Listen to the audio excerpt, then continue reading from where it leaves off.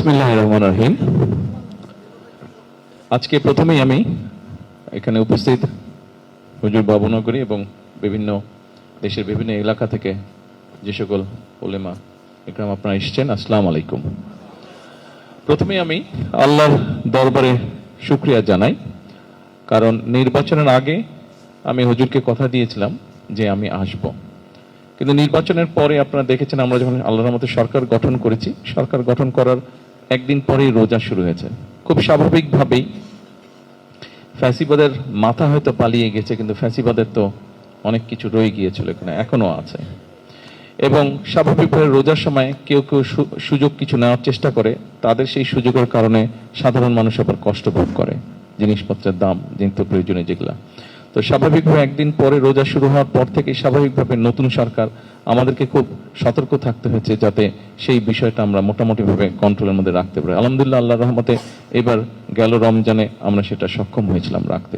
কিন্তু রোজা শেষ হতে না হতেই শুরু হয়ে গেল মধ্যপ্রাচ্যের এই যে ইরানের সাথে যে আমেরিকার যে সমস্যাটা, এটা শুরু হয়ে গেল। ফলে তেল, জ্বালানি সহ বিভিন্ন বিষয়ে পুরো অর্থনীতির উপর একটা চাপ তৈরি হলো। এই বিভিন্ন কারণে বিভিন্ন বিষয়ে দেখভাল করতে গিয়ে আমার আসতে দেরি হয়ে গেছে। তারপরে আমি আল্লাহর কাছে হাজারো শুকরিয়া জানাই যে আজকে আল্লাহ আমাকে সেই রহমত দিয়েছেন, আমি এসে আমার সালামটা হুজুরকে আজকে দিতে পেরেছি। সকল মুরব্বীবর্গ সহ সকল ইলামা ইকরাম আপনারা যারা এখানে উপস্থিত আছেন, আপনাদের প্রত্যেককে আমি আরেকটা কারণে শুকরিয়া আদায় করতে চাই, আপনাদের কাছে ধন্যবাদ জানাতে চাই। বিগত নির্বাচনের সময় আমরা একসাথে থেকে কাজ করে যেভাবে দেশকে বিপদের হাত থেকে আমরা মুক্ত করেছি, সেই জন্য এখানে আপনাদের সারা দেশময় আপনাদের যারা আছে সহকর্মীবৃন্দ আছে তারা কাজ করেছেন, ফলে আমরা দেশকে একটা বিপদ থেকে আমরা রক্ষা করতে পেরেছি। তবে একটা জিনিস আমি বলবো, যেই একসাথে যেই কাজটা আমরা করেছি, যেটা হুজুরের নির্দেশে আপনারা সবাই করেছেন, হুজুরের দোয়ায় আপনারা উনি দোয়া করেছিলেন, সেই জন্য আমরা সফল হয়েছি আল্লাহর রহমতে। তবে সমস্যাটা আমাদের এখনো শেষ হয়ে যায়নি। বিগত ফ্যাসিবাদের সময় আপনারা দেখেছেন যে সারা দেশে কিভাবে দেশের মানুষের অর্থ সম্পদ লুটপাট করে এই দেশ থেকে বিদেশে পাচার করে দেওয়া হয়েছিল। এর বাইরেও নির্বাচনের আগেই হোক, নির্বাচনের পরে হোক, আমি দেশের বিভিন্ন জায়গায় গিয়েছি। যখন বিভিন্ন জায়গায় গিয়েছি অথবা বিভিন্ন জায়গার মানুষ যখন আমার কাছে এসছে, কথা বলেছে, প্রত্যেকটা জায়গাতে আমি দেখেছি বিভিন্ন রকম সমস্যা আছে, বিভিন্ন সমস্যা আমি নিজেও দেখে এসেছি।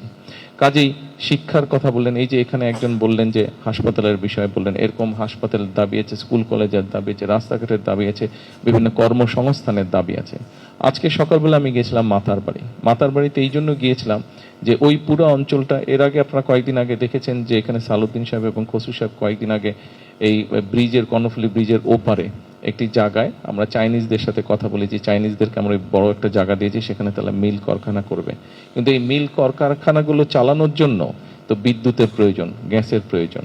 বিগত 17 বছর ফ্যাসিবাদের সময় যেটা হয়েছিল, এই গ্যাস, বিদ্যুৎ এগুলো এমনভাবে ব্যক্তি খাতে বা বিদেশিদেরকে দিয়ে দিয়েছে, ফলে দেশের ভিতরে নিজেদের গ্যাস আছে কিনা এটা তারা খুঁজে বের করার চেষ্টা করেনি। নামটা বলবো না, কিন্তু আপনারা জানেন যে এমনভাবে তারা কাজটা করেছিল যাতে আশপাশের দেশ নিজেরা এখান থেকে কূপ খনন করে গ্যাস নিয়ে যাচ্ছে, দেখা যাচ্ছে হয়তো খোঁজখবর করলে দেখা যাচ্ছে যে বাংলাদেশ গ্যাসটাই তারা ওই দিক থেকে টেনে নিয়ে চলে যাচ্ছে। কিন্তু বাংলাদেশের নিজস্ব খনি, এই ফ্যাসিবাদের সময় নিজস্ব খনি তারা, এই যে আমাদের যে বাপেক্স আছে, তাদেরকে কোনো কাজ করার সুযোগ দেয়নি, তারা স্কোপই দেয়নি কাজ করার, বিদেশিদের হাতে তুলে দিয়েছে। তো এই যে পরিকল্পনাহীনভাবে যে কাজ করা হয়েছে, অথবা কাউকে ব্যক্তি স্বার্থ উদ্ধারের জন্য কাউকে কাজগুলো দিয়ে দেওয়া হয়েছে, ফলে হয়েছে কি, এটার সমস্যা, এই যে বেশ কিছুদিন ধরে ধরেন গ্যাসের একটা দুর্ঘটনার জন্য গ্যাসের একটু সমস্যা আছে, আশা করি ইনশাল্লাহ আল্লাহর মতে আগামী 5-7 দিনের মধ্যে এটা ঠিক হয়ে যাবে, সমস্যা কিছুটা কমে আসবে। বিদ্যুতের সমস্যা আছে আমরা জানি, কিন্তু ওই যে ফ্যাসিবাদের সময় পরিকল্পনাহীনভাবে যে কাজগুলো হচ্ছে, ফলে তার খেসারত তারা কিন্তু অর্থ করে নিয়ে গেছে, কিন্তু তার খেসারত এই দেশের মানুষকে এখন দিতে হচ্ছে। ফলে এই সবগুলো বিষয় একটা পরিকল্পনা গ্রহণ করতে হচ্ছে আমাদেরকে। এখন এই পরিকল্পনাগুলো গ্রহণ করতে গিয়ে যেই বিষয়টা, আরেকটা বিষয় দাঁড়িয়েছে, আমরা আগেও দেখেছি, আমরা 71 সালে দেখেছি, আমরা 86 সালে দেখেছি, আমরা 96 সালে দেখেছি, এমনকি বিগত নির্বাচনের সময় আপনারা দেখেছেন যে যাদের বিরুদ্ধে বা যারা দেশটাকে অন্যদিকে নিয়ে যেতে চেয়েছিল, আপনারা এবং আমরা একসাথে যাদের বিরুদ্ধে তো না, প্রতিপক্ষ হিসাবে আমরা নির্বাচনের সময় কাজ করেছিলাম, খেয়াল করে দেখবেন বিগত কয়েকদিন ধরে এরা আবার কতগুলো কথা বিভ্রান্ত ছড়ানোর চেষ্টা করছে, বিশৃঙ্খলা তৈরি করার চেষ্টা করছে তারা। সেই জন্য আমি বলছি যে আমরা যে একসাথে কাজ করছি, দেশটাকে যে একটা সঠিক রাস্তায় আমরা নিয়ে আসার জন্য চেষ্টা করছি। এখানে আমরা নির্বাচনের আগে যেভাবে একসাথে কাজ করেছি, আপনাদের কাছে আজকে হুজুরের দোয়া নিয়ে আমি বলতে চাই, আপনাদের সকলকে আমি অনুরোধ জানাতে চাই যে আমাদের আগামী দিনগুলোতে আমাদেরকে একসাথে থাকতে হবে। হ্যাঁ, একসাথে আমাদেরকে থাকতে হবে। হ্যাঁ, আমি জানি এখানে কিছু আপনারা দাবিদা উপস্থাপন করেছেন, স্বরাষ্ট্রমন্ত্রী সালাউদ্দিন সাহেব উনি কিছু ব্যাখ্যা দিয়েছেন। আমরা পর্যায়ক্রমিকভাবে চেষ্টা করব, আমাদেরকেও বুঝতে হবে আরও এই দেশে তো আরও মানুষ বাস করে। আমরা চাই এমন একটা বাংলাদেশ তৈরি করতে যেখানে বাংলাদেশের মানুষ, বাংলাদেশের সন্তানরা খেয়ে পড়ে বেঁচে থাকবে, শান্তিতে থাকবে। বিভিন্ন মানুষ আমরা একসাথে শান্তিতে থাকব। আমরা আমাদের ধর্ম পালন করব, তারা তাদের ধর্ম পালন করবে, কিন্তু একই সাথে এখানে যেটা অধিকাংশ মানুষ, এটা হচ্ছে ইসলাম ধর্ম। এখানে ইসলাম ধর্ম হিসাবেই ইসলাম হিসাবেই এটা আমরা এগিয়ে নিয়ে যাব আমাদের দেশটাকে ইনশাল্লাহ। তো এখন আজকে এখানে আসার মূল উদ্দেশ্য হচ্ছে যে হুজুরকে সালাম দিতে আসা এবং দোয়া নিতে আসা। দোয়াটার মূল বিষয়টা হচ্ছে এই যে আপনাদের সামনে সংক্ষেপে যে কথাগুলো বললাম, যে বিভ্রান্ত বা বিশৃঙ্খলা সৃষ্টির যারা চেষ্টা করছে, এরা যাতে বিশৃঙ্খলা তৈরি করতে না পারে, আমাদেরকে দেশের মানুষের জন্য কর্মসংস্থানের ব্যবস্থা করতে হবে, মানুষের চিকিৎসার ব্যবস্থা করতে হবে, হাসপাতালগুলোকে ঠিক করতে হবে, আমাদের শিক্ষার ব্যবস্থা করতে হবে, রাস্তাঘাট স্কুল কলেজগুলো আমাদেরকে ঠিক করতে হবে, বিভিন্ন জায়গায় ব্রিজ কালভার্ট আছে এগুলো ঠিক করতে হবে। দেশে যদি আমাদের বিশৃঙ্খলা না থাকে, শান্তি পরিবেশ থাকে, তাহলে দেশীয় বলেন বা বিদেশি বলেন যে বিনিয়োগকারীরা আছে, তারা দেশে তখন বিনিয়োগ করবে। বিনিয়োগ করলে আমাদের সন্তানরাই, আমাদের পরিবারের সদস্যই সেখানে চাকরি বাকরি কর্মসংস্থানের ব্যবস্থা হবে, ফলে দেশের মানুষ যাতে ভালো থাকতে পারে, তাই না? আমাদের দায়িত্ব যেহেতু আল্লাহ তাআলা আমাদেরকে দায়িত্বটা দিয়েছে, আল্লাহর রহমতে আমরা সরকার গঠন করেছি। এই সরকারে কিন্তু আপনারা হয়তো সরাসরিভাবে সরকারে নেই, কিন্তু আপনারা সরকারের সহযোগী হিসাবে আছেন। সেই জন্য সরকারের যেই দায়িত্ব, দেশের মানুষকে সঠিক পথে পরিচালিত করা, দেশকে সঠিকভাবে সেই দায়িত্ব কিন্তু সদা আমাদের একার না। আমরা নির্বাচনের আগে যুদ্ধ করেছি একসাথে, নির্বাচনের পরেও আমরা ইনশাল্লাহ দেশ গঠনের কাজ করব একসাথে। আজকে আসুন আমরা কাজ করি সেই কাজ, যেই কাজের ফলে মানুষ ভালো থাকতে পারবে, নারী পুরুষ নির্বিশেষে সবাই শান্তিতে থাকতে পারবে, ভালো থাকতে পারবে।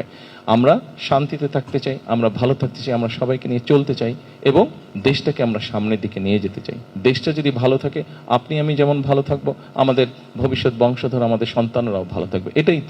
এটাই আমাদের। এবং একই সাথে আমরা চাই দেশটা সামনের দিকে এগিয়ে যাক, আমাদের মানুষ যাতে চিকিৎসার জন্য কষ্ট না পায়, আমাদের মানুষ যাতে বেকার না থাকে, আমাদের সন্তানরা যাতে স্কুল কলেজে লেখাপড়ার সুষ্ঠু পরিবেশ থাকে, মসজিদ মাদ্রাসায় মক্তবে যাতে লেখাপড়ার সুষ্ঠু পরিবেশ থাকে। আমরা এভাবেই দেশটাকে গড়ে তুলতে চাই। তো আজকে মূল যেই কারণে আমার এখানে আসা, যেটা স্বরাষ্ট্রমন্ত্রীও বলেছেন, প্রথমত আমি যেই ওয়াদাটা করেছিলাম হুজুরের কাছে, সেই ওয়াদাটা আমি আজকে রক্ষা করলাম, হুজুরকে আমি সালাম দিলাম এবং যাবার সময় আমি দোয়া নিয়ে যেতে চাই, যাতে যেই কথাগুলো আমরা দেশের মানুষকে বলেছি, যেই প্রতিশ্রুতিগুলো আমরা দেশের মানুষকে দিয়েছি তাদের ভাগ্য পরিবর্তনের জন্য, আল্লাহ যাতে আমাদেরকে রহমত করেন, সেই প্রতিশ্রুতি যাতে আমরা রক্ষা করতে পারি, তাই না? একজন মুসলমান হিসাবে আমরা যদি একজন মুসলমান হিসাবে বিবেচনা করি নিজেকে, তাহলে সেটা যেই হোক, যখন আমরা একটা জবান দিই কাউকে, সেই জবানটা আমাদেরকে রক্ষা করতে হবে, তাই না? জবান যদি রক্ষা করতে না পারি, তাহলে তো এটা কাজটা ঠিক হলো না। তো সেই জন্য আমরা মানুষকে আমরা বলেছিলাম যে আমরা আপনাদের জন্য ভালো কিছু করতে চাই। আসুন আমরা হাত তুলে আল্লাহর কাছে দোয়া করি, আল্লাহ যাতে আমাদেরকে সেই রহমত দেন, যাতে আমরা দেশের মানুষের জন্য ন্যায় বিচার প্রতিষ্ঠা করতে পারি, দেশের মানুষের জন্য ভালো কিছু করতে পারি, যাতে দেশের মানুষ শান্তিতে থাকতে পারে। আবারও পরিশেষে আপনাদের সবাইকে আন্তরিকভাবে ধন্যবাদ জানাতে চাইছি, আপনাদের সকলের কাছে দোয়া চাইছি এবং একই সাথে আমি হুজুরের কাছে দোয়া চাইছি, যাতে আল্লাহ আমাকে যে দায়িত্ব দিয়েছে, এই দায়িত্ব যাতে আমি ঈমানের সাথে পালন করতে পারি আমার শেষ দিন পর্যন্ত। জি ইনশাল্লাহ, পরবর্তীতে আবার আসবো, তখন অন্য বিষয়ে আলাপ করবো। আজকে যেহেতু সালাম এবং দোয়ার জন্য এসেছি, আজকে আর অন্য কথা বললাম না। সকলে ভালো থাকবেন। আসসালামু আলাইকুম।